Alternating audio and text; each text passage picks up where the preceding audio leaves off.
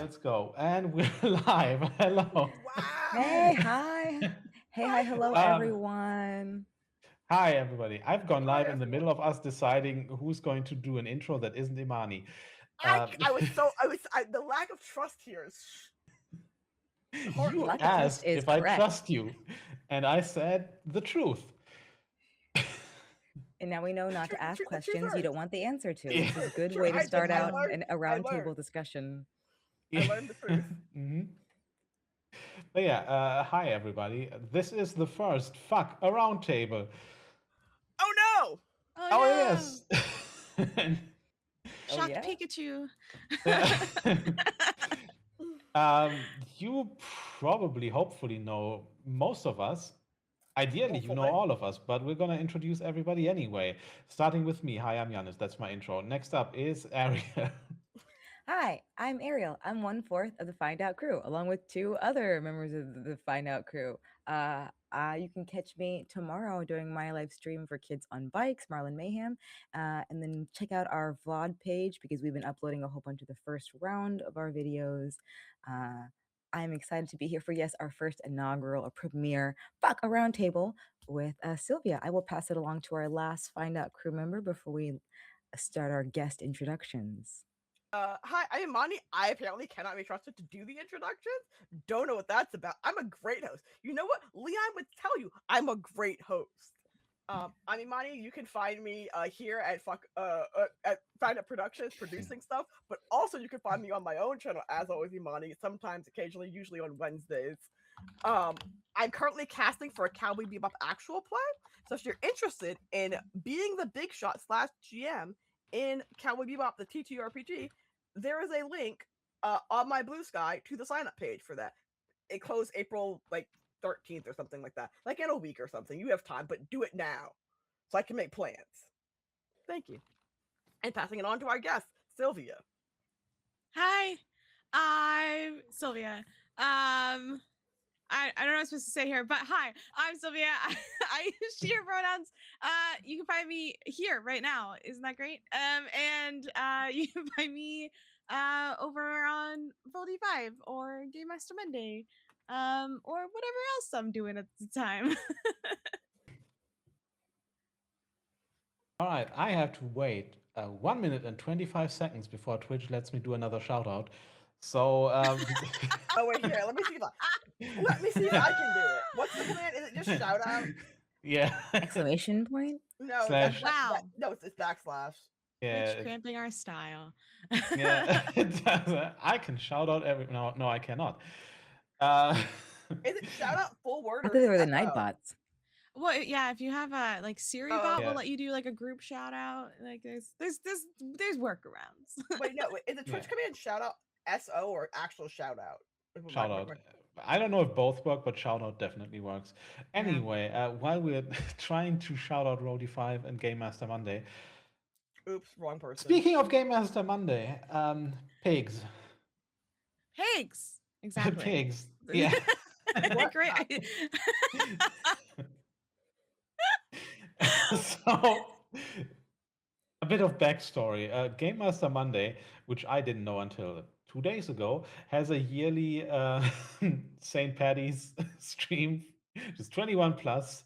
Everybody is drunk, and what you played this year was Pig at a Wedding, hmm hmm featuring a pig that I'm not going to reveal the name. First question though, is that an actual game system, or was that just like you roll dice and make the rules up as you go along? Because I never Yes. could figure it out. So pig out a wedding is a Grant Howitt. I think I'm Oh, saying the last name right. A yeah. game. It was originally a part of like a collection of like micro RPGs, I think is what it was. So it was part of like this like book, right? So it wasn't really accessible online.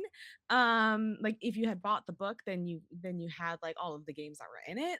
Until recently, when that licensing finally like expired for Grant, and there is now a copy that you can find online that Grant just posted on Blue Sky. I think like a couple of days ago, I want to say. So now you can find Pig at a Wedding and you can play it with all of your friends. Being a level of inebriated is not a part of that game. That is just, that's not in the rule set. That's just what Game Master Monday does for St. Patty's Day. So that's optional. You don't have to do that to take part in Pig at a Not part of the Wedding. mechanics. Yeah. But you do roll for qualities of your pig. So in that game, we did roll that our pig was filthy and enormous. It's like standard pig. Standard pig, yeah. I mean, he was also sexy, but Yeah, I think that came later. Theoretically, our pig was also like God in our game. Oh yeah. I have Filthy, so sexy many. god. Yeah. I have so many questions. Is that just Sephiroth? But I immediately said, I was like, there's definitely a god of like filth somewhere. And Yeah. Filth, debauchery, you know. there's a And- Skyrim god who does that, and they also end up getting a lot of people who enjoy like cannibalism, and the idea that not it's, surprised. Not yeah, surprised. That's fact. with like being a dirty thing and like a filthy thing to ingest other flesh. Yeah, I mean, yeah, we're full of diseases. Is naming the pig part of the procedure, or did you just do that live? Just ad-libbed it in? And So, also, like, what I did you mean- name the pig? So everybody knows what you did. What you did. What you did. So I mean, I don't think you have to name the pig. It could just be a pig that you find and you're just trying to sneak it into a wedding. But you can name the pig if you would like, if you like doing things like that, naming animals and pets. Yeah, and I want to say about we had our session 0 literally before we started recording, so about like 30 to 45 minutes before we started recording was our session 0, where we came up with our concept, which was kind of this like gothic Victorian like vengeance story. classic. Yeah, so I'm pretty sure in the beginning when everyone's like introducing themselves of the recording, I was typing into Google Victorian names. And I was like reading through the list and I come across this perfect one, and then I find the like right amount of alliteration and I'm like, no, this is it, this is the pig's name. And it was kind of decided that like I was a previous owner of the pig, so like I Pig is raised far this from pig, nothing. okay. This is my Your son. childhood pig. Yeah. So during the pig's introduction, my character then reveals the pig's name, which I came up with Thicc Thaddeus as the Thaddeus. pig's name. Yeah. Okay, here's a question. Is it thick with a K or with 2 C's? I was spelling it with a K, but with an enormous filthy pig, it probably would have been 2 C's. 2 C's that would match the 2 D's in Thaddeus, and you'd get that like sort of name. There you vibe. go. Yeah. It'll line up. It'll make the wedding the placard where they put your like on a wedding on a Oh, table. It looks yes. so good. Yeah, Like very Thaddeus clean. stacked one on top of the other. Yeah. Yeah. Like that. The line placement will be glorious. Come on, phone. Sorry, my phone. Some is names being lend abusive. themselves better to graphic design than others. It's true. Yeah. There are bad names and there are good graphic design names. No offense to people with bad names. No offense. No offense to people with the bad. It's not your fault. It's your parents' fault. Yeah, it's whoever named you. Unless you're trans, in which you changed your name and then it is in fact your fault. However, everyone else is your parents' fault.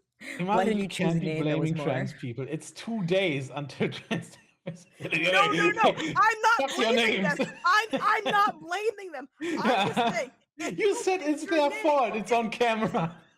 Oh no! No, It's on no, camera. Just for choosing the wrong name. Yeah. or for not thinking about the placement of their name in graphic design templates. Did you think about your branding?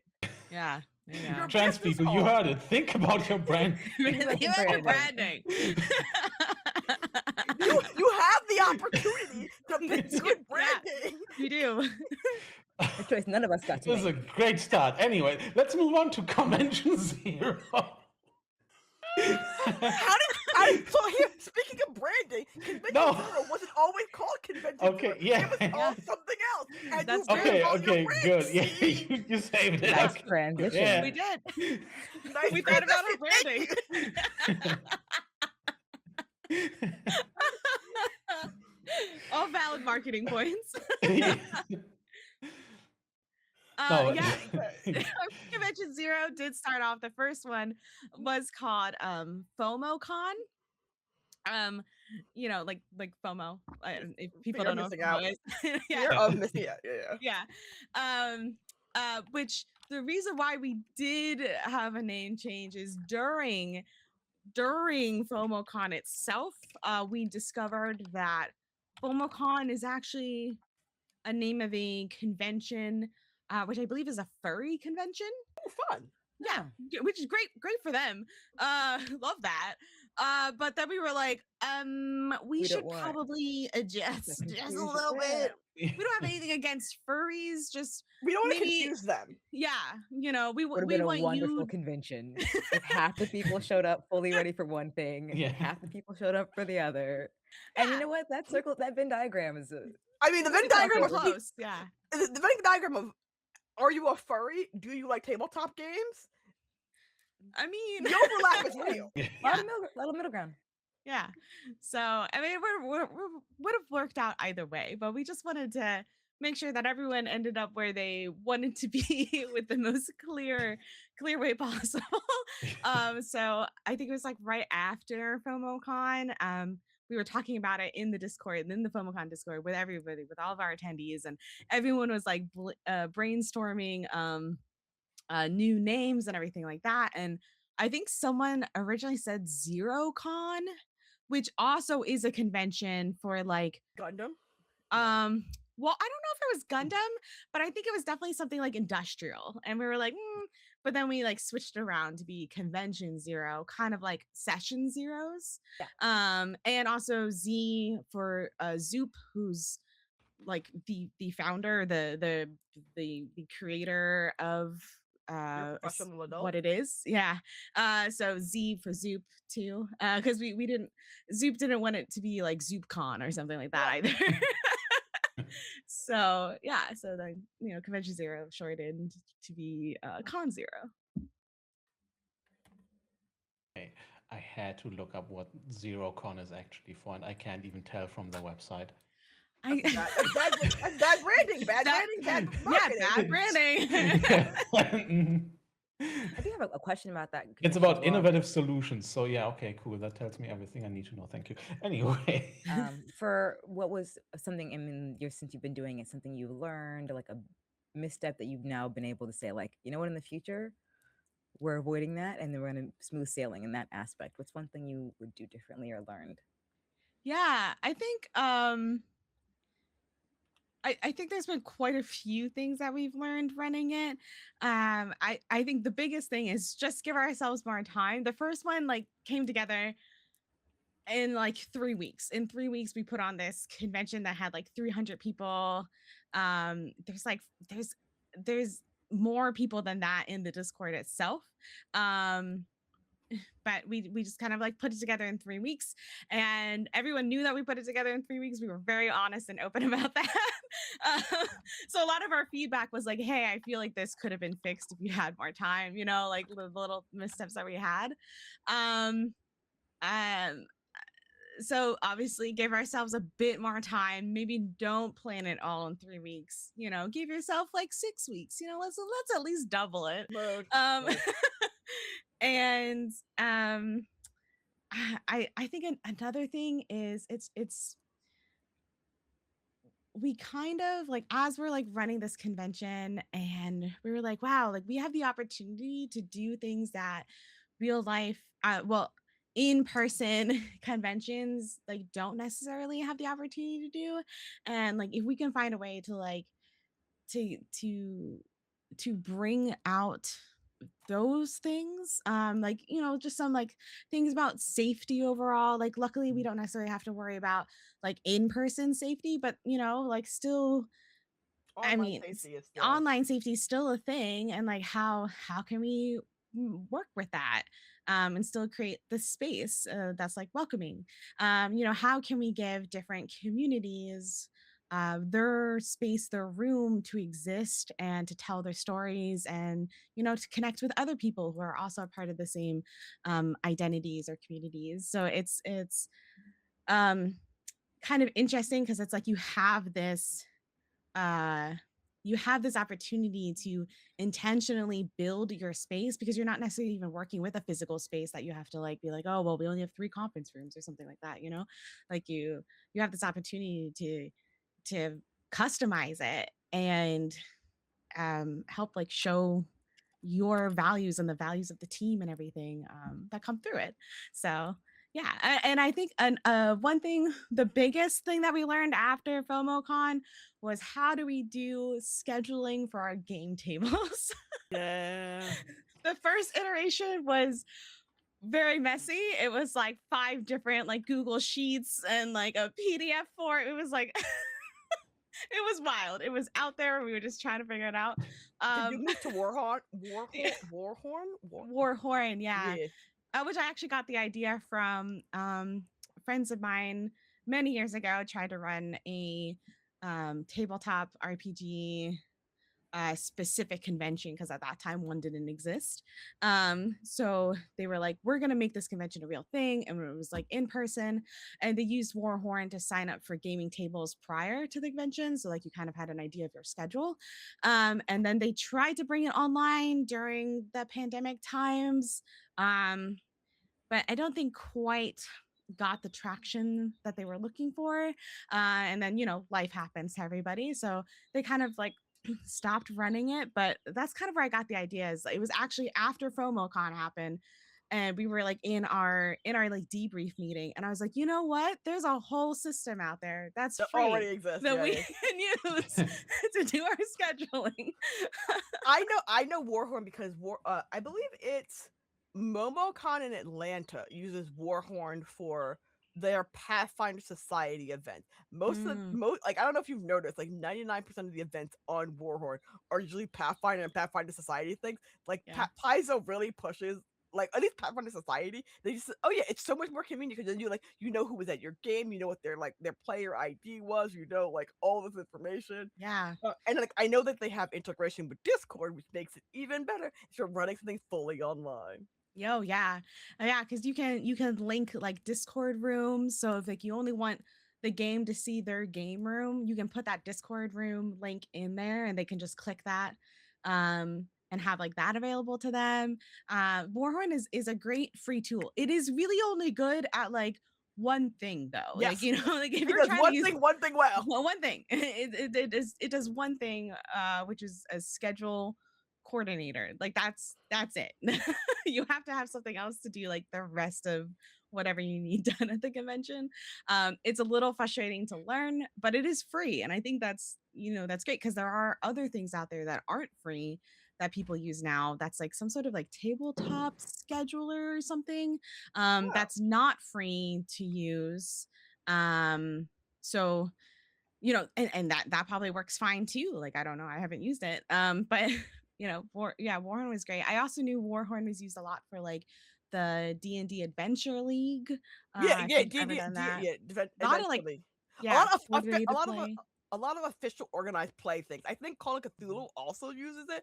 I don't know how they all determined that Warhorn was the answer, but like that was the answer. Yeah. One horn to rule them all. Yeah. That's kind of an interesting idea. Like I'm curious, because you were talking about this being pre-pandemic, so going on 7 years now, basically, of being in this space. Can you Don't talk say like that. The pandemic just I happened. know it was last year, right? Oh gosh. I don't want to think that far back, half a decade, right? More. Yeah. But yeah, what are some other like trends that you've seen in this space as far as people being able to connect, people being able to organize games together, conventions, things like that, and what's maybe something you're looking forward to? Because I like, at least to some degree, I know I got in and right around like VTTs, but so much before that was like people couldn't do this outside of maybe a Discord or being able to program their own website. Yeah, I mean, I remember doing it oh my god, like a decade ago now, of like being in like a Skype call and like using like Roll20. Like Roll20 a decade ago was wild. But like, you know, like that was one way to do it online. um yeah, it was just it's very cool to see like the innovations in the space, like all of the different VTTs that are out there now, and you know, some of them are a little bit more ethical than others. Some of them use you know, AI, some of them don't. I some of won't them name any of them. don't. Some of them are crashing and burning, and I'm pointing and laughing. Not gonna name any names. Okay. We Not all name know. names. We all know. I mean, Um, I would name names, but I actually literally cannot remember what they're called because they're that irrelevant in my life. But I know yeah. that they're Oh, there. yeah, no, I'm not gonna name them because I'm not sure if it's the right one. But I know who runs it, and I know that he can go himself. But you know, yeah. Yeah, I think it's just interesting, and I remember like oh my god, what's it called? Um Oh my TeamSpeak. gosh. So there is one that's like on Steam, and I remember because I had to buy Oh, it to tabletop be simulator well. So there is or tabletop something else. simulator, Oh, right, no, which that's is yeah, that's oh It's my not. god, I have another one somewhere It's that I'm not I at this Foundry. point I think I've just hidden from my Oh, Steam Foundry, view. yeah. Hold on. Foundries of I own Time. so many of them. It's very funny. Yeah, well, and like you know, like if you've been in the space for at least 6 years, you probably Yeah. collected at least 4 of them. Yeah, Um, yeah. What? I have Chronos Sick. Builder. I have Dungeon Alchemy. I have. Let's see. Scroll down further. Caves of Cud doesn't count. Don't know why that's there. oh, Tailspire, that Oh was it. Oh, yes. Tailspire. Okay, Wait, did that come that's out? not that old, Yeah, though, I think. Tailspire is out. I have purchased it. Yeah. It costs quite a penny. To be fair, when I did use it, I was really impressed with it. And oh wait, no, it still might be early access. Okay, that's It what I still thought. might be early access, but it's still $25. But it was great, and it was really great for like production. If you have like an extra person to do like the camera Oh angles yeah. inside Tailspire, like it is beautiful for that, and you can import like your virtual minis from Hero Forge Oh nice. into Tailspire. Yeah. So like they're yeah, it was absolutely beautiful that one time that I used it and never used it ever again. You know, the Foundry, Alchemy, like there's all of them. There's a what's it like Owlbear Rodeo or Radio? I haven't used that one yet. Albert Rodeo, That, yeah. yeah, I that think one's out there. I don't want to say that is the AI one, but it's something that Oh, I is found that? at the Oh no. I don't want to Oh, say it is. I don't know. I have well, no. do your research. Do your research. You Yeah. know?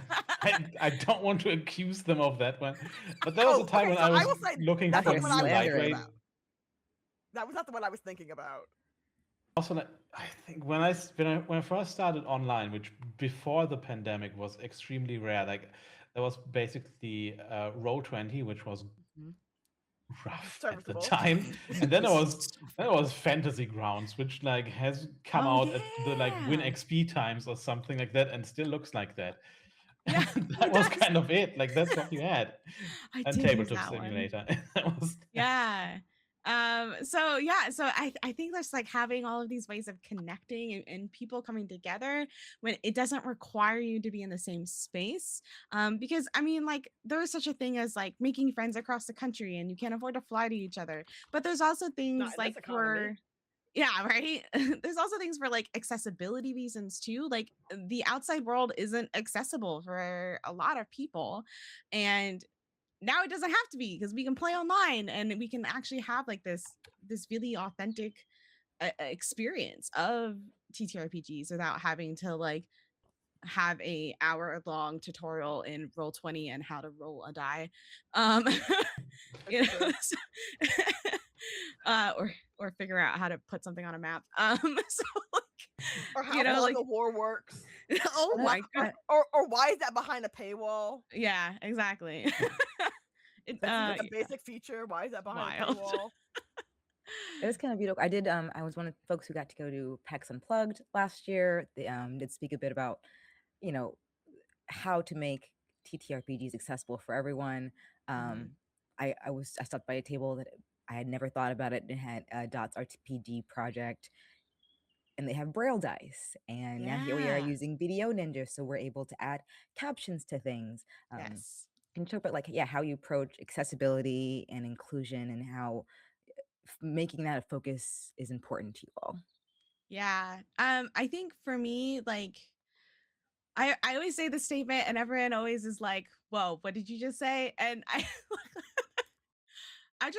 what I say is I just believe that everyone deserves to experience and enjoy TTRPGs. That does not mean that everyone deserves to sit at my table or my friends' tables, or, deserves to share the same space as me. I'm not saying that part. I'm just saying Fair. that whoever you are in the world, and you want to get into and enjoy TTRPGs, like, you should be able to do that in some way that is accessible to you.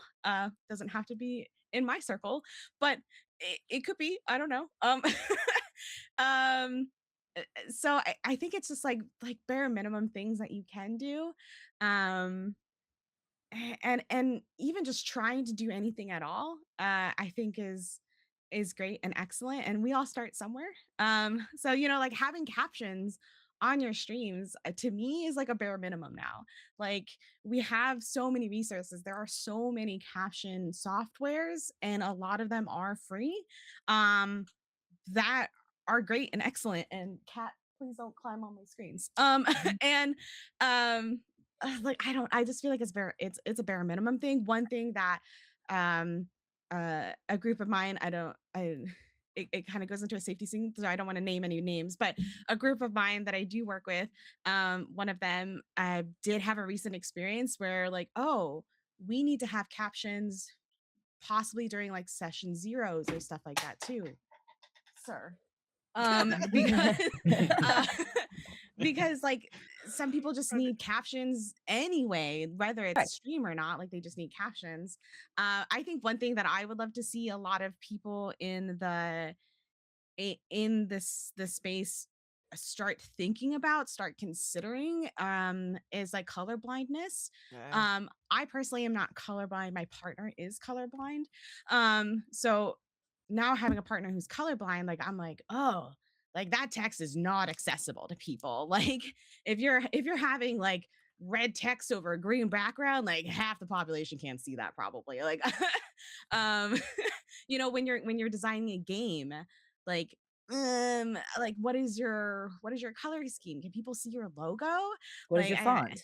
what's your font? Yeah. Like, What's your font? exactly. Like, everyone started using, we were still using like web captioner, I think is what it used to be. Yeah. And you could have it do the open dyslexic font, which is really hard to get Video Ninja to do. You can do it if you know coding. I don't. Yeah. But it's like really difficult for that to be a thing.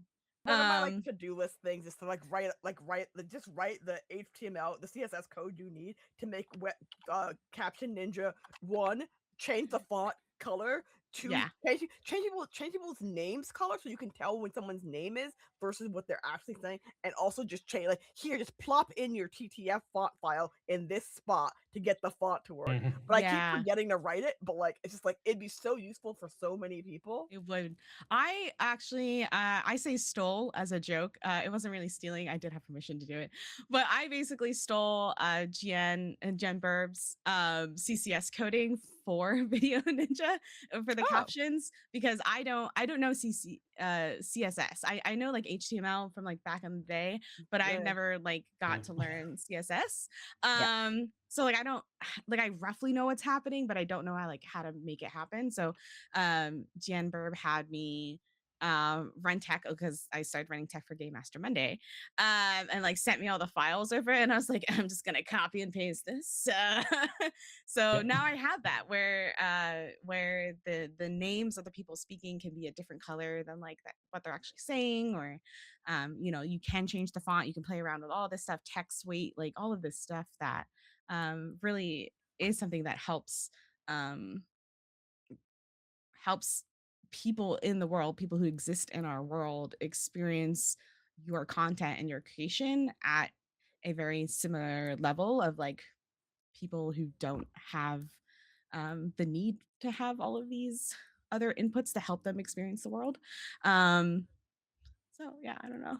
There's a kind of the great ones. I think it's interesting when I work with productions that have background music or don't have background music, depending on like who's running tech or I their never have audience. background music. Yeah, like some people don't have it because it's like it's audioly distracting to people. Some people don't have it because they might have something where like they just can't hear certain noises, like it's irritating, like Mhm. there are like different reasons. Some people have it because they like it and they don't like the dead silence between people talking. So it's just fascinating that like we all can learn from each other and from each other's experiences. And I kind of anytime I'm like on a production somewhere, I like collect little things and I like take Same. it back. Yeah. And I'm like, I oh, I this just also, feel is by I the just way, what we're using right now for this stream is also, I think, Jen's code for the I captions, which, I somebody was just going to ask about our fonts. yeah. someone the should color. slide me Jen's information because I would like their code. Because like yes, I personally love hoarding other people's like little tech documents and then like linking back to the original document going I wholesale copied and updated the thing from this thing onto this document into one yeah. master document so I don't have to open 5 documents and neither Oh do my you. gosh. Yeah. And Yeah. I think like a lot of people in this space that run production, like I know like myself, Jen Burb, like Onduin has been taking on running production. There are plenty of people in the space that run production. And I would say the majority of them, if you just like message us or connect with us in a mutual Discord, we are more than happy to rant at you for multiple hours about anything tech related. Like I sat down with a team like a couple weeks ago for like 2.5 hours and just did a whole rant on OBS. Like this is OBS. Hi, welcome. Let me tell you everything that I've learned over the past 6 years. It's just it's really awesome. And we're more than like willing to hand out resources too. We're like, hey, it took me 5 years to learn how to do this thing. I am here. You please have this. Do not spend 5 Don't years of your struggle life like I learning how to do struggled. this thing. Yeah. Don't There's no don't need. don't just because I climbed the ladder while it was covered in like butter and like being chased by a pig doesn't mean I'm gonna make you do the same thing. You know? No, stick Thaddeus. Also, I know Janis. I don't know if you saw your cat in the background. He Now just fell. fell. He just Buddy. fell, yeah. I lost it. I'm sorry. I was so worried. He tried so hard, and it was just, it wasn't work. He's also just been meowing at me the entire time and Oh. just tried to jump up there and immediately. He wanted Nope. help. He wanted help, and you didn't help him. Yeah. And now he's Oh my falling. god. He's like, please, I need assistance, He's human. gone. Mother. He's too ashamed now. He's gone. I would be ashamed. So many people saw that. So many people saw that. The internet's watching. Oh, So I have more questions if you sorry, that guy really got me, but um you, you talked a little about session zero, even 30 minutes before, and some of those tools which make these space accessible. Can you talk a little about your content creation like process, especially going from safety measures like session zero and then throughout to make sure that people sitting at your table are having a good time and then like you're also telling a good story. Yeah, I think so. Um, I've used a lot of different iterations of a safety sheet. I think one of the earliest ones I used was one of the ones that I think Monty Cook Games puts Yeah. out. Like that was like one of the earliest one. That's like super basic, super easy, like bare minimum in my opinion. Um, but Roll D5 actually got a safety sheet, I believe from Stella Luna, and Yeah. we modified it a little bit just to fit like our needs as a channel better. Which is us talk about sharing resources. That's something that we have on the Roll D5 Beacons page. As we have, hey, here's our safety sheet that we use. If you would like to use that in your community, here's like our welcome DEI sheet that we use. Like we have like resources because we're like, hey, we like this shouldn't be hidden behind a wall. Um, so so that's on the Roll D5 Beacons page. But I think like having I think even if you cannot have a session 0, at least having a safety sheet and or well, at least having a safety sheet, especially if you can't have a session 0, having a safety sheet, great. And then also accompanying Yeah. that with like hopefully some sort of in um in text, if not in person, like talk, chat, like let's all get on like a level ground. Um I think is great. It's because it really is like everyone at the table wants to tell a story. Hopefully everyone at your table wants to tell that story together. Um, Sometimes we don't all have that experience. But hopefully, fingers crossed, everyone at the table wants to tell that story together. We're all here to have fun. We're all here to create. And um, I think it's just it's really easy once you have a level ground of safety, but like and a way to communicate that safety, whether it's through like cards, like the holding up like a green card, holding up a red card, whether that's through like text like stoplight systems essentially like just typing green into chat, whether that's like through the X and O, like X like let's not like visually like or in chat, like there are so many visual on camera things but also in chat things that help you communicate without having to use your words even. You just type an X in chat and people are like, all right, something is happening right now and we need to stop. Great. You know, or using I forget what it's called, but like when you do like the fast forward or pause, like those type of Behind the verbal, veil things. yeah, Yeah. like those type of ways of communicating. And I think understanding whatever community or table that you're at and the way of communication that works best for you, like Boldy Vibe uses like a modified traffic light system where we have like red, yellow, orange, green, and blue, I think are all the colors that we use. um So and American, so Japanese. yeah, I Was- know. Oh, my thought was the Roy G. Biv. Oh no, I think in Asia certain instead of having green lights, they have blue lights or something like that. Yeah. Huh. Yeah, Japan, they've moved away from it a little bit. They now have more green lights, but some of the lights will still be blue, for Go.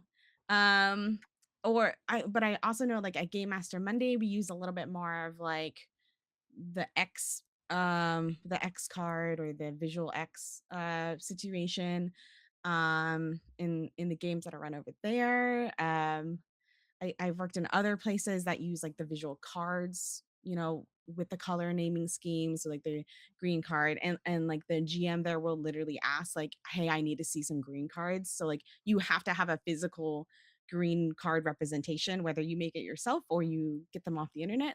Um, um, so I think having that establishment of like this is our level ground, this is how we can equally communicate with each other, um is really like that strong foundation that gives you as the player, as the GM, as the creator, the space to then like tell your story in a way that you want to tell it, that is rewarding to you. And I think when you are telling those stories and you're able to open up and experience a character, experience a storyline that is safe, and I don't have to worry about like, did I just say something that was wrong? Um, or was like, or was that too much?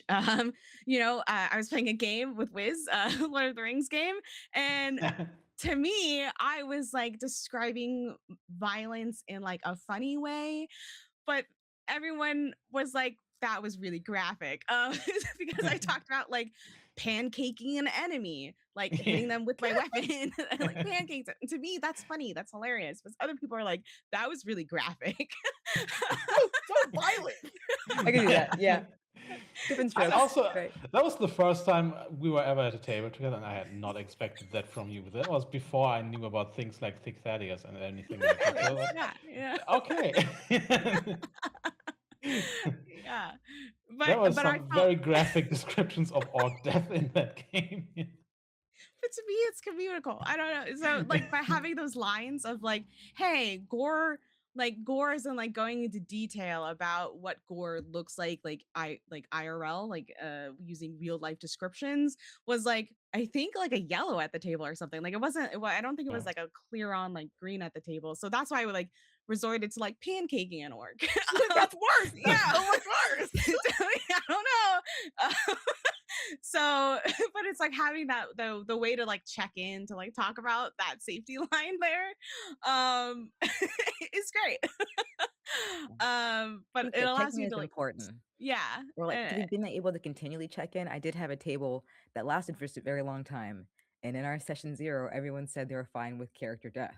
Yeah. A year later, when I was like, "Hey, you guys, remember that running away is totally acceptable," and then there was they all died, but the plan was for them to die and be brought back. I had a plan, but the looks on all their faces when I described them passing away, and then after the session, I was like, "Are we still okay with character death? Because you all looked like you were about to cry, and it wasn't fun. Like this was not a good experience not for us." fun. It's Yeah. okay to say, I thought I was okay with Now I'm emotionally invested. gore, This but is I my didn't child. know that that's the kind of gore you're talking about. Yeah. I was thinking Looney Tunes. You went Yeah. Animorphs. Both of Or those are what- for children in two very different ways. When I do Yeah. see those lines and veils sometimes, and it's like, well, what's your definition of Mhm. gore versus like body stuff, like versus violence? Because it is a little Yeah. different for everyone. Yeah. That's Like- also why I don't really. So for some games, at least, I don't use lines and veils exclusively anymore. Like I'm not on the channel yet, but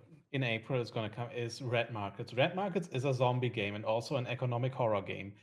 Mm-hmm. I can't just handle that with lines and veils because we're gonna need to talk about that. For example, out of 4 players at the table, 3 are black. Immediately, if you go into the direction of economic horror, It's Different different. experience. it's a bit different. Yeah. Yeah. And over there in the UK. There are experiences there that I, as a white man living in Switzerland, have not had. Anyway, there's Yeah. also now the fun part is it's a zombie game. There are people who are immune to the zombie plague. It's not really defined as a virus, it's the zombie plague. They're immune. The bone marrow of immune people is like worth thousands black, at least. yeah, black market. Yeah. Yeah. Yeah, Wow. That's true in real life. Oh, and then yes. in universe, That hits home for some there is folks. also like My body there are has a basically cost. facilities where immune people are kept and basically harvested in perpetuity. Yeah. And that's basically slavery. So I just said, hey, how do we feel about slavery? That is the most awkward shit I possibly ever had to do in a session 0. But it had to be done. I'm against it. You say that, but I want to tell you this terrible thing that happens in real life. People have kids with cancer, and then they have another kid who has matching bone marrow to the non-cancer kid, just for the purpose of sort of having that new child help save their old child. And it's just like, it sounds like a piece from a dystopian like science fiction novel. But like, no, this is real life. This is right? This is a real thing that happens in real life. Yeah. And now you have another child that you can take care of. Thing. Like Yeah. I can't wait to harvest you. I just can't wait to harvest your bone marrow for your little brother or sister's like body. And it's just like, which is like, why you have to have these conversations when you're going into games, especially if it's going to be a stream or like a pre-record. Like there's no reason, like if it's a stream or a pre-record, that you shouldn't be having a session 0 or you shouldn't be having a safety sheet or like a way to talk about safety. Like if it's a home game, okay, that might be different. But I do in real life. I do invite you to invite safety mechanics into your home game, because I remember a decade ago running a game for my friends, and I definitely scarred them. And I was like, oh, I didn't realize that this would be cool. Like this upsetting. Like I put them in like a dream scenario. They all failed the check to realize that they were in a dream scenario, and then one of them got pushed off the ledge. And I was like, okay, well, you're dead now. And then and then I like DM'd them, and I was like, yo, you're totally fine. Just like pretend you're like, just pretend that you're making a new character or something. But like they were like really heartbroken that I just randomly murdered their character. And I was like, okay, we could have talked about that before the game. I feel like the only time in which a session 0 may not happen, and this is the only exception I will ever make, is in real life conventions when you sign up for games on demand. I don't Yeah, know. I don't know if Janis, if games on demand exists in Europe. I'm not sure if that's a specific concept, but I mean, con games exist here, Oh yes, no, of sorry. course. So games. So I guess Games on Demand is like an organization that runs games across like the okay. Oh, yeah. okay. Yes, it's like game. No, game. Sorry, that was with branding. Games on Demand with branding. TM. Okay. Yeah, because I was like, that was Yeah. maybe the most American thing I think you said. You guys have games on demand over there? No, I mean Games on Demand. The people who show up at like they're at like multiple U.S. conventions or North Yeah. American Oh, conventions. okay, But right. specifically, it's like you sign up for a game 45 minutes Yeah. like before the game happens. They have like a table out with like all the with like a summary of the game, whatever Okay, the names. right. Yeah. And you Yeah. sign up for it, and you don't know who's at your table. You don't know who's Yeah. running the game. Yeah. It's just you picked up one of the like of the 5 pieces of paper on the table. You picked Okay, up one that's of them. something Yeah. I would not sign up for a table where I don't even know who's GMing it ever. Well, it says their name on the piece of paper, but you Yeah. may not know Okay, them right, because it's yeah. at the convention.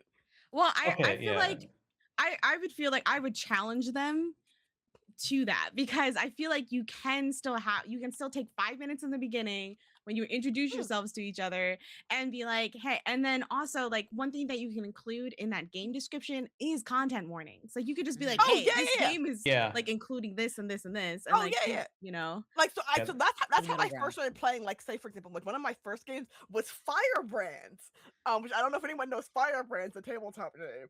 But it's just like, oh, by the way, there might be some like war and like death because it's Firebrands. But like Yeah.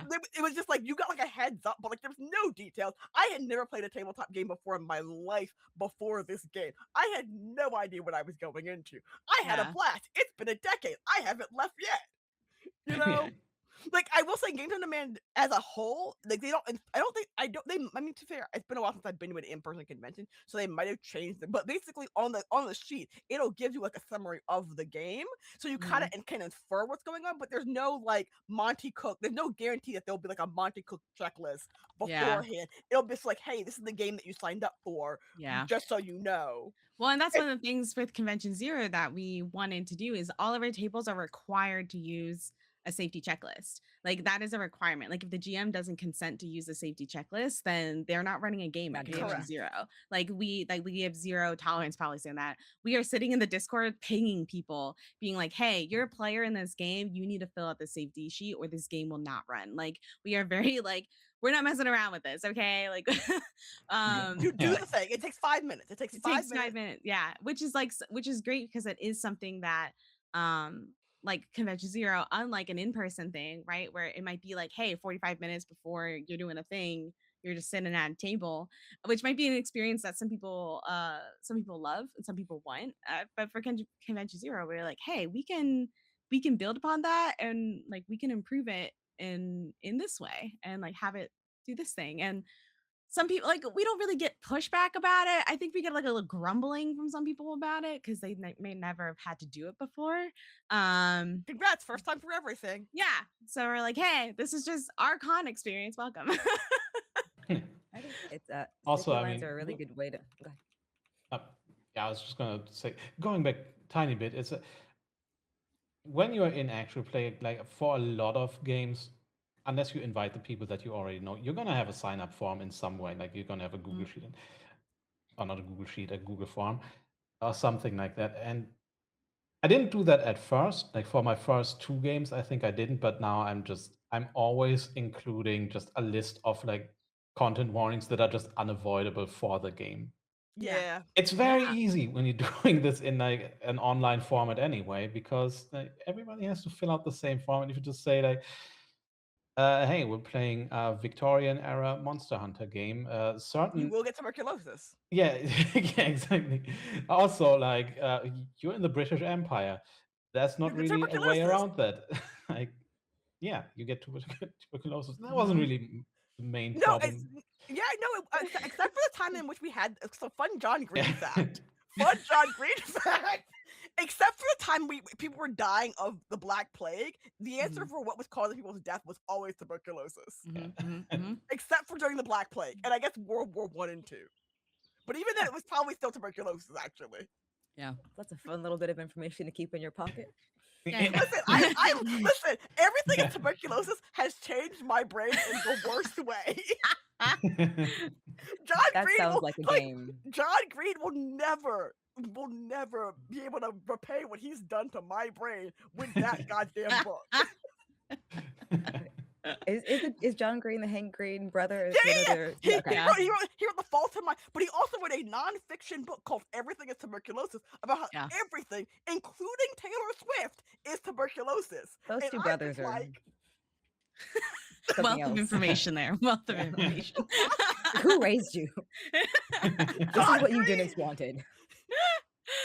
Uh, Yeah, Never read a book by him before in my life. That's the one I read. good first start. So I have Anyway. some more that I think that safety lines are a good way to kind of safely explore new systems, especially if you don't have experience with them. Can do them at cons or as one-offs. Is there like a favorite system you have, or a few favorite systems? I know that's a very long list. yeah. How much time do we have? No. I think it's really interesting because I really only started exploring new systems like with intent about like 3 years ago. I think like right when I joined Roll D5, I was like, hey, we do one shots. We're an indie production team. Like we play indie games. And I was like, this is my commitment to play as many indie games as I possibly can.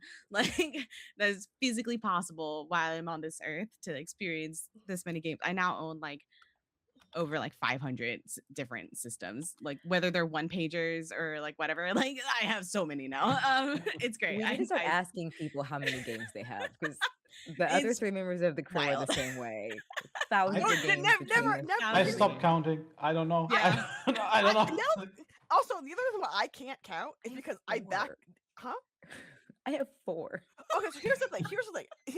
I will, Sylvia. You can speak to this as well, and Janis maybe as well. I back things on Kickstarter. I go to conventions. People hand me things. Yeah. That's how I end up with Yep. games. But like, I can never truly count a number of games that I own because there are so many things that I backed on Kickstarter that said, "Oh yeah, deadline 2023." Oh shit, COVID happened, and I'm just like, Never saw it. Never saw Didn't it ever happen, again. Yeah. no. I have the worst problem of them popping up 5-6 years later, going, "Here's your finished thing. Sorry, I wasn't dead." And I forgot about you. Yeah. Lancer Tactics? Lancer Tactics existing as like video game? When did I back that on Kickstarter? What do you mean? Oh my god. Or the all of like the itch.io bundles. Yeah. Those Oh, yeah. some like If I I count have everything that I own from bundles, like I have 1,000 games. yeah, I I have have like thousands of games. 6 copies of Thirsty Sword Lesbians. Have still not played Thirsty Sword Lesbians. Like, And like some bundles have the base game, some bundles have like the add-on. Like I just discovered, like I knew Blades in the Dark deep cuts existed. I didn't know what it was. And someone's like, "Oh yeah, it's just like a collection of errata for Blades in the Dark." And I'm just like, do I need to own this? Also, like I own Band of Blades, which is that weird war mini game. Like literally you're playing a Like soldier. Band of Brothers. No, Band of It's Blades. Band of it's Band of Brothers, but Blades in the Dark, and it's Thank like you. also Yeah. zombie apocalypse related in some Yeah, way. and like, why do I physically own a copy of that game? Wait, you Like, physically? how did? Oh. Yes, I physically have a copy of that game, and Yeah. I'm like, where did it come from? Oh gosh. I think my games now. favorite system that I played though, which I have not played its recent edition. So It's dangerous. take to it with a grain of this. salt. But it is Goubop Noir, which please is explain. a Southeast Asian inspired fantasy game. Very like heavily Filipino influence. And it is a beautiful game. I have not played the recent edition, but I do believe its core values still exist as it did. But it was introduced to me by Julie Ciel. another fabulous member of the Rolly 5 team. Um, shameless plug. But it's this beautiful way of stepping outside of this, um, you know, fantasy that is rooted in European roots, right? And instead shifting our mindset to um Southeast Asia, and what does their fantasy look like, what does their folklore look like, what is their descriptions of armor or weapons or villages, like shifting your mindset into something that doesn't dominate the space, and um and telling these stories that are equal parts violence and drama. Like at least when I was playing it, again, they have made updates to the system, so some things might have changed. But at least when I was playing it, like you could be in the middle of battle, like a bloody, gory battle. You're like lobbing off people's limbs, like that, like you're in it, you're doing it, and then all of a sudden, like your enemy looks at you and is like, why did you kill my cousin? Like it's like this like connected like Whoops. drama thing. My bad. Yeah, and it is really rooted in that drama. And those connections to people, and the world itself is I always say the word wrong, archipelago. Like chain of islands. Yeah, it's like a whole bunch of You said a bunch of different that's fine. islands. Some communities exist on the same island, some of them are like islands away, and it's just like part of it is like you're on boats and you are traveling to different island nations, and then you come in and you experience their culture, and all these cultures are so distinct from each other. So uh so so yeah, I don't it is a beautiful way to tell a story. I think it just inspires things that are just so different than things that like Dungeons and Dragons do, for instance, right? And Dungeons and Dragons has made some very strange choices when it comes to expanding their cultural lens. Yeah. That's a word for it. Choice decisions have been made there. Choices They're were trying. made. Listen, choices were made. They're still heavily rooted in like that the Western fantasy, though, the medieval suits of armor. They're also just constantly bringing just shit from the 70s and 80s back, and then they're just failing to adapt it. Like, what was it? The Hadozi, which were just like weirdly black stereotypes. Wait, was that the space? Why did you do this? That it's Those the were like from the Spelljammer. monkeys that are the space monkeys. Yeah. That secretly love slavery. So happy that Master got me out the. Yeah. You didn't catch that? Like, you made the conscious decision to bring shit from the 80s back, and you didn't catch that? No, here's the thing. I will say this in D&D's not defense, because it's not a defense. I feel like they caught it, but they went, nostalgia will cover it up for us. Yeah, possibly it's fine. That, yeah. Nostalgia will cover it. Anyone who's playing Spelljammers loves nostalgia. They won't care about the racism that's still there.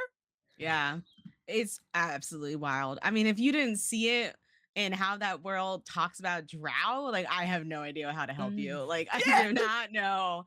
There's no reading between the lines there at all. Like there's subtlety, and then there's a 2x4 to the head. This is actually a 2x4 to the kneecap that then cripples you and whacks you in the head with it after the fact. Like Jaw is super great because they not only have that, they also just have the baked in misogyny, because they're like one of the few just female-led societies, and they're just very clearly Black Widow themed and everything. It's like, sure, we can add more stereotypes and alarming shit on top of the things that are already there. Let's go. It's like, look how many stereotypes can we shove into this one race? And then it's like, look, it can hold all of them. It can hold the 1950s, it can hold the 60s, the 70s. We can go deeper. There can be levels to this misogyny, racism, and nonsense. No. I can see that, like, because to some degree that's the largest wheel. Everyone knows D&D. It's what so many people think of first. But you're saying this too. We're looking at more indie games and looking at spaces where the person who wrote it does not look like the European standard. So Doesn't look like like, Gary Guy Next. Never doesn't even know who Gary Guy Next is. is that yeah? Can you Never talk heard how that name that before in his life. is sort of indie wise? What draws you to the space in that way, and being able to see variations of what's essentially the same games, rolling Mhm. something, telling stories together, but taking into consideration so many different kinds of people. Yeah, I think it's so interesting when you consciously make a choice to be like, "Hey, I'm going to play all of these, you know what? I just got that itch.io bundle. I'm going to play all of these games in it that are just going to take you on wild adventures like four goblins in a trench coat. Like, uh fairy corgi steeplechase. Like there's just so many games Wait, that are what? just out there that are What? telling these stories. Gary, Um what? Corky? What? fairy Very corgi steeplechase. You're steeplechase. fairies that ride corgis in a Okay. steeplechase, which is a race. What? Um, Oh, it's one yeah, word. I found you it. I found probably I have got it. it, I and got I got it. I don't yeah, own it. I Probably don't own got, it, but yeah. it's $1. I it don't might own it it, might but be it's an Oh, I got shadow it bundle. twice. You got it Goes twice, in and the you don't. trans rights and the bundle for Ukraine. There you go. Amazing. um, that one I pulled off the cuff one day when we had a Roll D5 stream that had to change. So but like like you have stuff like that. You have what's it called? The Golden Good Girls, I think is the final name of it.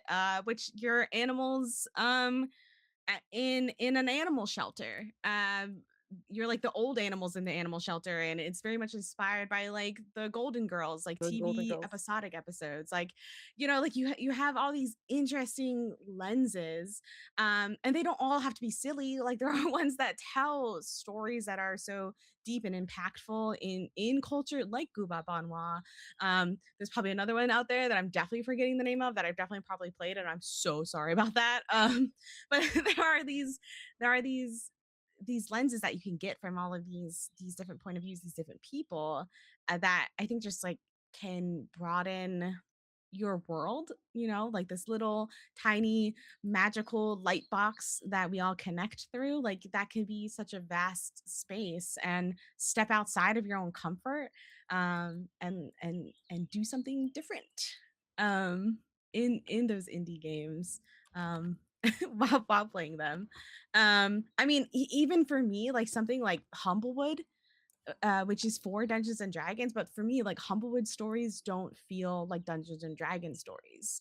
They have a different like meaning behind them. Like, I have to use the Dungeons and Dragons mechanics, but like it just feels like a different story, a different intention. Theseus, where you've taken all the components of D&D, taken them all Mhm. apart, replaced them with something else. We're still calling it D&D, but is it really D&D? Is it No, it's D&D? Yeah.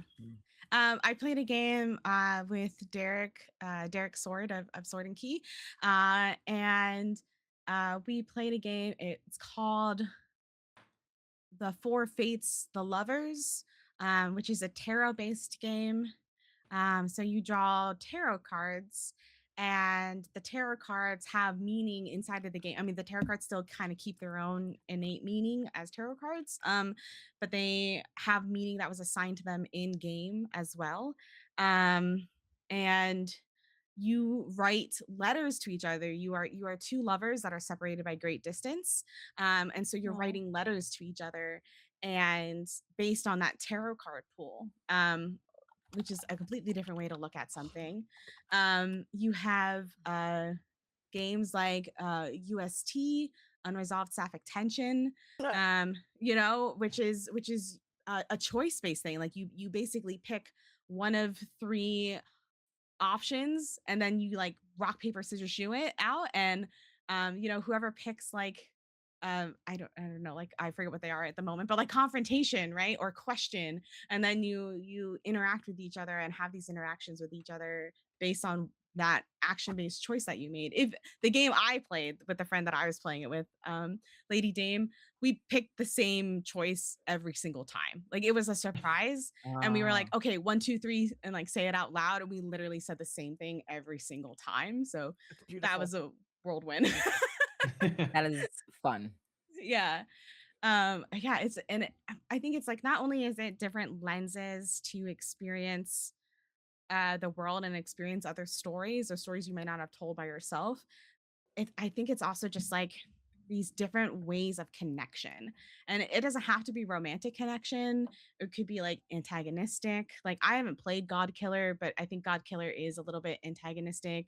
There's a game called Host where one of you is like the host and the other one is the parasite of the host. And It's you venom. you So have make it these, gay. yeah. Or like Hunter Hunted from Super Dylan. Like that's another one where one of you is the hunter and one of you is the hunted, and you're having this chase, this interaction with each other as you're telling stories. Yeah, I mean, just like even like 10 candles at the table, right? Like you don't all have to be friends in 10 candles. You're just X amount of people existing until horrible things happen to you. And like we all know how that game ends. You know. No, I don't. No, I don't. Or like Sunken, the same concept, but you're on a ship that's sinking, kind of, sort of. Okay, I never heard of that. But... Yeah, Sunken is great. If you like nautical horror, check out Sunken. Nautical horror is a Yeah, genre especially that I like. Didn't know especially if it's existed. like nautical body horror. Sunken is your thing. For sure. Okay. In my head, I wonder if you could put that in space and make it my true nightmare. So, Oh that no! for Yeah. Well, no, because Okay, spaceships use ship terminology. Yeah. Yeah. It's another And you can Yeah. put it. Yeah. There, yeah. I think there is Still one in the in galaxy. space. God, what's the one in space? Yeah, space is basically the sea. It's There's terrifying. oh my gosh, Mhm. there's like a specific system that it is about in space. And your spaceship is failing, Is it essentially. Wretched? I want to say it's Wretched and Alone, but it's not Wretched and Alone. No, It's the oh my other gosh. one. I can't remember what it's I called. can see the cover. Yeah. Yeah. Okay, so there's a game in which like the cover is literally like it's a like bluish green glowing light, and it's like a space. There's a astronaut like on their tether, but their tether's clearly been snapped, and you can see the space station in the sun, and like they're float. Like I don't know what game that is. It might just be Gravity living rent free in my nightmares. Yeah. But Gravity, astronauts can't grab shit, the movie. Yeah. I Thank wouldn't you, know because Gravity is literally my actual nightmare. Like one of No! my fun hard lines is dying alone in space. You live in America in 2026. You're worried about dying in space? Yeah, yeah, I am. We have our priority. Specifically, dying alone in space is like up there in the things that freak Imani the fuck out. Oh yeah, no, absolutely. I mean, there's never even like know. You never It's- know. You never know. I know. I'm not gonna die in space. I'm I don't. I'm like know. 108% sure I'm not gonna die in space. See, but here's the thing. Here's the thing. That means there's a 2% chance that you could die in space. If I'm 100, That is how that works. Sorry, I heard 90. I heard 90. I heard 98. Hit you. I heard 90. Sure you did. I heard 98%. I'm like, yeah, that's a 2% chance I can die in space. yeah, it's there. It's never not there. Don't put that evil on me. I was just about to say our captains died alone in space, but no, they came back. Captains were like, nah. I don't Captains were just Like we don't. outposts. I don't. No, I don't want they- to be a part of this conversation. Captains like, nah. Captains written. So we are kind of winding down. I think we said 10:30 was, or at least for ours, last. I've got one more question, and we can maybe do some wrap ups, unless our other crew would like. I have other some, but questions, but they're like for offline questions about running a convention. Yeah. They're logistics questions about spreadsheets. yeah, offline questions. Offline, your I last think on- the yeah. You go on what ahead. might be something like is do you have any just advice for new creators, for those who are looking to either get into the space as a GM, a player, and Or or like producer. trying to shoot for the stars and producing? Yeah. Gosh, advice I would give a person entering the scene. I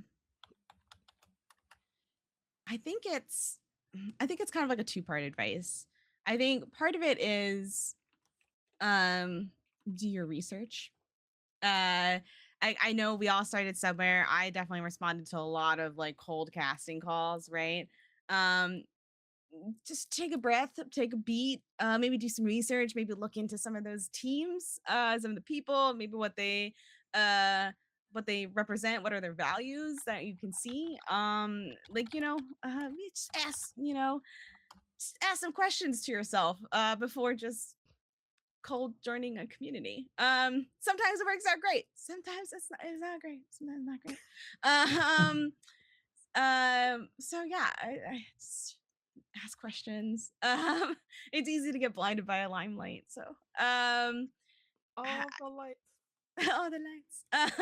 The I think another part of that is like sit down and think about and don't compromise on the kind of stories that you want to tell.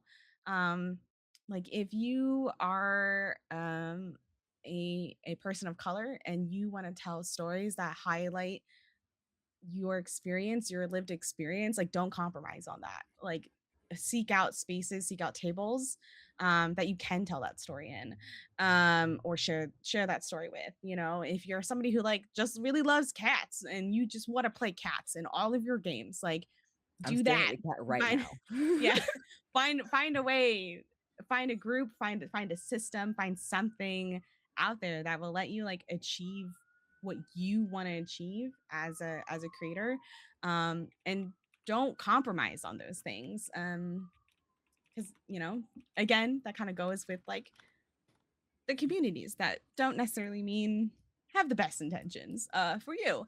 So I think if you have some hard lines that you're not willing to compromise on, I think that could be really beneficial, and that would have really helped me. I think when I was joining the space and like 6 years ago. Yeah, yeah, That was just last week, right? Not 6 years ago. yeah. Last week. Last week. I don't know. This is my first time wrong. here. All right. I'm gonna pass it to my other crew. If you have any other questions that are our stream on, or otherwise we can use some shout outs and get you out of here, let you know where the people can find you, and where else they can find what you're working on. I have a question. I have a good final question. If in how many years have you been doing Con Zero FOMOCon? 8 years, you said? FOMOCon is only a year old. Oh. Yeah, it's literally just started last Gen Con. Oh, okay. I didn't happen. I thought it started. I thought I missed a bunch that happened during Gen Con. That one time that Gen Con was online and then they stopped being online because they suck. Because they're cowards. Anyway, so I guess then the question is, this is a better Hot take. question, man. It's not a hot take. I think I told them that to their face in the feedback form. In 9 years, where do you see FOMOCon / Con Zero? Oh. Yeah, Con Zero, I see it still being a thing. It might not look the same as it does today, and it may not be run by all of the same people that it is today.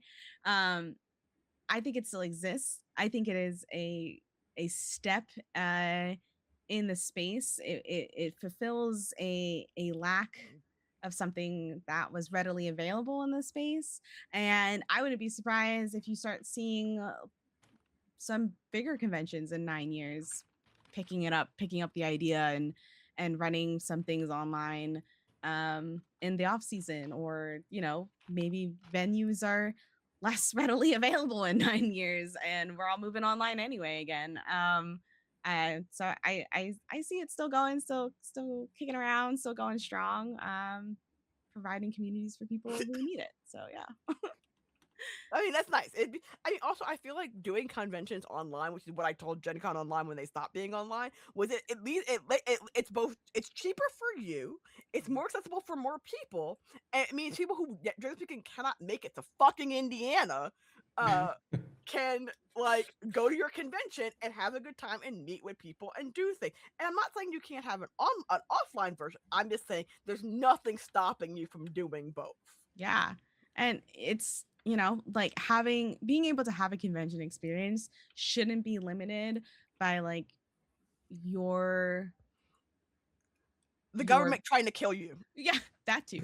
Your physical, mental abilities, or your financial situation. Like that, it should not be limited by that. I mean, also like finances. I'm pretty sure I can no longer come to conventions in the US. Yeah, like finances. They take a look at my social media, and I'm just in detention don't for recommend a it. day or two, and then I'm just gonna get.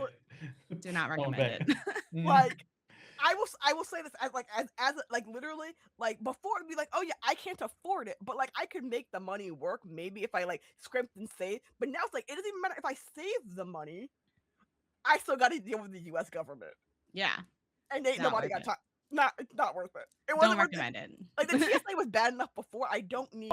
Yeah, there are several like scientific conferences that have been moved.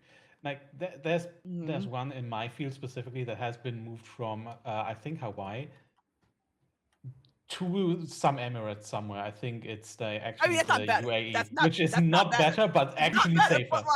But safer. Yeah. Morally still bad. Safety, however, is better. Yeah. Yeah. Also, I have another follow-up question. If you had to form your own micronation, what would you call it?